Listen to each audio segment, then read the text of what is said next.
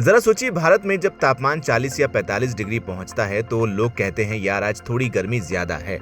Cooler या AC चलाकर काम चल जाता है। लेकिन इस वक्त यूरोप में जब पारा 40 से 43 डिग्री के आसपास पहुंच चुका है तो वहां हाहाकार मची हुई है। सड़कें पिघल रही हैं, ट्राम की पटरियां मुड़ रही हैं और अब तक सैकड़ों लोगों की जान जा चुकी है। WHO के मुताबिक इस हीट वेव से लाखों लोग अफेक्टेड हैं। लेकिन आखिर ऐसा क्यों है? 45 डिग्री झेलने वाले हम भारतीय सोच रहे हैं कि भाई 40 डिग्री में यूरोप का ये हाल क्यों हो गया? क्या वहां की गर्मी हमारी गर्मी से अलग है? चलिए आज के इस वीडियो में इसी का पूरा सच जान लेते हैं। सबसे पहले समझते हैं कि यूरोप में अचानक इतनी आग क्यों बरस रही है। साइंटिस्ट के मुताबिक इसके पीछे दो बड़े कारण हैं। पहला कारण है हीट डोम। ये एक ऐसी कंडीशन है जहां हाई प्रेशर का मौसम गर्म हवा को एक जगह पर लॉक या कैद कर देता है, जिससे वो इलाका ओवन की तरह तपने लगता है। दूसरा कारण है सहारा की हवाएं। अफ्रीका के सहारा रेगिस्तान से बेहद गर्म और सूखी हवाएं यूरोप की तरफ आ रही हैं।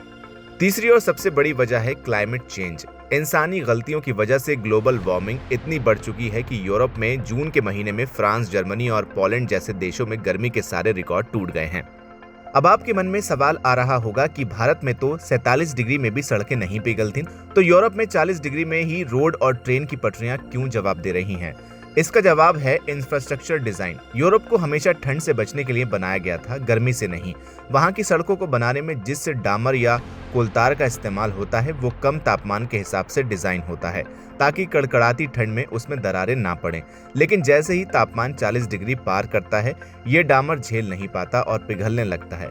ठीक ऐसा ही रेल की पटरियों के साथ होता है। भारत में रेलवे ट्रैक को इस तरह बिछाया जाता है कि वो फैलने यानी एक्सपेंशन के लिए जगह रखें, क्योंकि हमारे यहाँ गर्मी नॉर्मल है। लेकिन यूरोप में पटरियां ठंडे मौसम के हिसाब से कसी होती हैं, इसलिए तेज गर्मी में वो फैलकर टेढ़ी मेढ़ी हो जाती हैं। अब आते हैं सबसे जरूरी बात पर कि भारत के 43 डिग्री और यूरोप के 43 डिग्री में जमीन आसमान का अंतर क्यों है। इसके तीन बड़े साइंटिफिक रीजन हैं। यूरोप के घर सदियों से इस तरह बनाए गए हैं कि वो अंदर गर्मी को रोक कर रखें ताकि सर्दियों में हीटर का खर्च बचे। अब सोचिए, जो घर ठंड में गर्मी रोकने के लिए बना था वो इस हीट वेव में एक तंदूर बन चुका है। वहां की खिड़कियां भी पूरी तरह नहीं खुलती और क्रॉस वेंटिलेशन, हवा आर पार जाना ना के बराबर होता है। दूसरा रीजन है एसी और पंखों की कमी। भारत में हर घर में पंखा या कूलर होता है, लेकिन यूरोप में ऐतिहासिक रूप से कभी इतनी गर्मी पड़ी ही नहीं। इसलिए वहां के 90% से ज्यादा घरों में ना तो एसी होता है और ना ही सीलिंग फैन। लोग पोर्टेबल फैंस के लिए तरस रहे हैं। तीसरा रीजन है ह्यूमिडिटी और लंबे दिन। यूरोप में इस वक्त ह्यूमिडिटी बहुत ज्यादा है, जिसकी वजह से शरीर का पसीना सूखता नहीं है और बॉडी खुद को कूल नहीं कर पाती।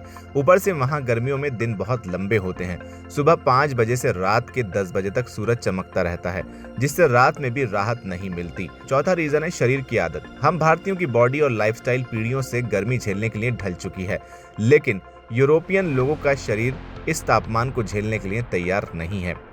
तो दोस्तों, लब्बो-लुबाब ये है कि मौसम का ये बदला हुआ मिजाज पूरी दुनिया के लिए एक वेकअप कॉल है।